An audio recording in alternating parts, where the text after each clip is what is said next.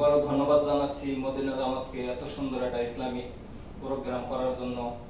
সকলের আসলে উপস্থিতিতে আসলে মালদ্বীপের যে পরিস্থিতি, এই পরিস্থিতিতে যে আমরা সকলে একসাথে হতে পেরেছি, এই জন্য মহান রব্বুল আলামিনের কাছে জানাই শুকরিয়াবাদ, আলহামদুলিল্লাহ। কারণ এই দেশের আইন শৃঙ্খলা বাহিনী মনে করেন কোনো প্রোগ্রাম বা কোনো কিছু করলে সমস্যা দেখা দেয়। তো মদিনা জামাত আসলে যে প্রতি বছরে নেয়, এই বছরে যে প্রোগ্রামটা আয়োজন করছে, এই জন্য মদিনা জামাতকে ধন্যবাদ জানাই। আর সবাই বিশেষ করে দোয়া করবেন, বিশ্বের মুসলিম যারা নির্যাতিত হচ্ছে ইহুদি কাফেরদের দ্বারায়, বিশেষ করে আমাদের ফিলিস্তিনের ভাইয়েরা। এখন ফিলিস্তিনি শেষ হয়েছে, এখন লেবানন চলছে আবার।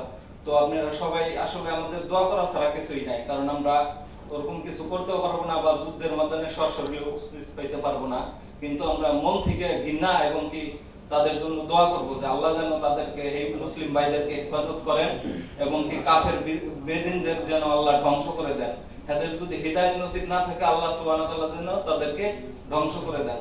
আজকের এত সুন্দর এই আয়োজন করার জন্য মদিনা জামাতকে আবারও ধন্যবাদ জানাচ্ছি। আমার মতো একজন ক্ষুদ্র মানুষকে কথা বলার জন্য সুযোগ দেওয়ার জন্য ধন্যবাদ সবাইকে। বিশেষ করে এখন আর বিশেষ কিছু বলবো না, কারণ আলেম ওলামারা ওয়াজ করবেন, আমরা তাদের ওয়াজ নসিহত শুনবো। সবাইকে ধন্যবাদ, আল্লাহ হাফেজ। ধন্যবাদ।